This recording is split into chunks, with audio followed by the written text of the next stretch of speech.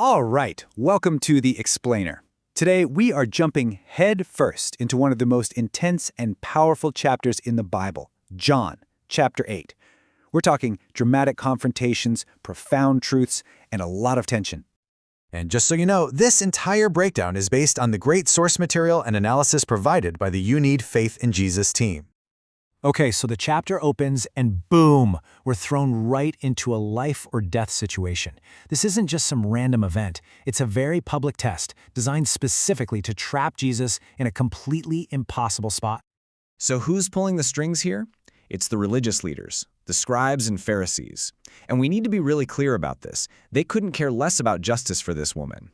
This whole thing is a carefully laid trap, and they're using the law of Moses as their bait. And it's a pretty clever setup, you have to admit. See, under Roman occupation, the Jewish leaders didn't have the authority to execute anyone. So if Jesus says, "Go ahead, stone her," he's breaking Roman law. But if he says, "No, let her go," now he's defying God's own law. It looks like a perfect no-win situation, or so they think. But Jesus' response? It's absolute genius.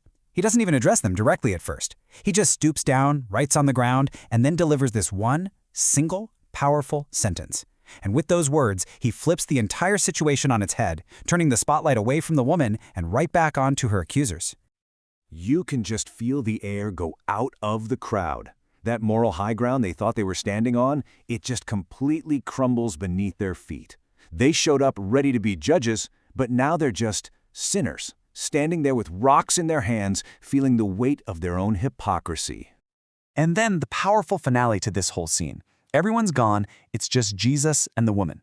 And he gives her two amazing gifts. First, pure grace, neither do I condemn you. And then a powerful challenge, go and sin no more. See, this isn't a free pass to keep living the same way. It's a call to a totally new life. So that incredibly tense moment sets the stage for what happens next. With all this still hanging in the air, Jesus makes one of his most famous I am statements. It's a direct claim about who he really is. And notice what he says here.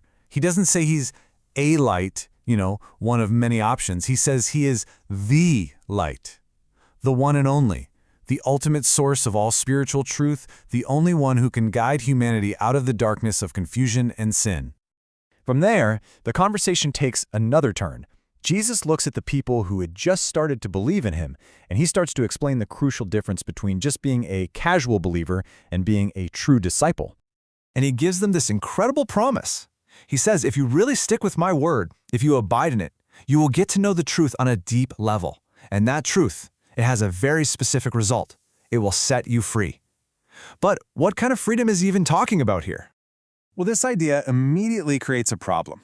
His listeners hear the word free and their minds go straight to politics, to Rome. They get offended and push back, saying, hey, we're descendants of Abraham. We have never been slaves to anyone. But they are totally missing the point. Jesus is talking about a much deeper prison, a spiritual one they don't even realize they're in. And this, right here, is the heart of his argument. The real slavery, the real bondage, isn't about physical chains or a foreign government. It's about being spiritually enslaved to the habits, the attitudes, the desires, pride, bitterness, you name it, that control you from the inside out. That is the deepest slavery of all. And then he lays out the one and only solution.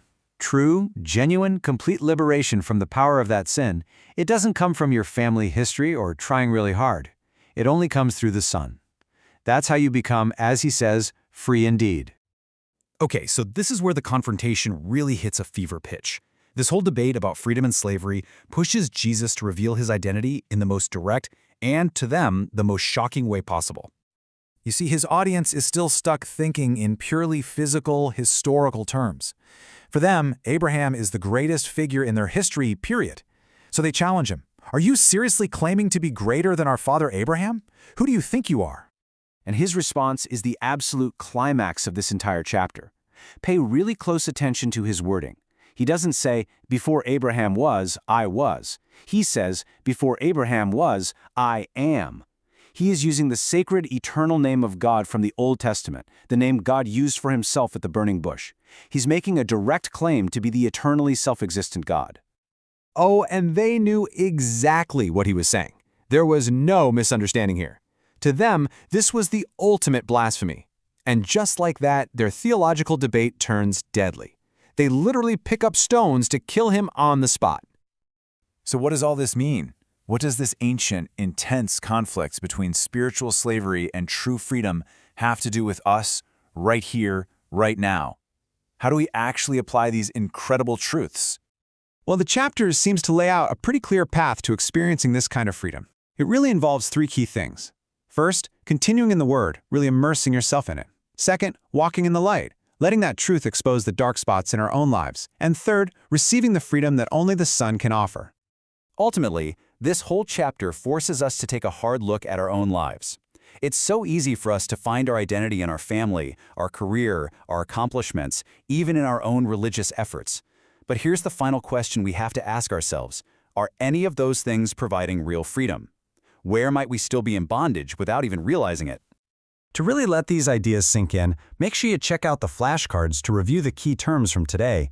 And after that, you can take the quiz to round out this whole lesson.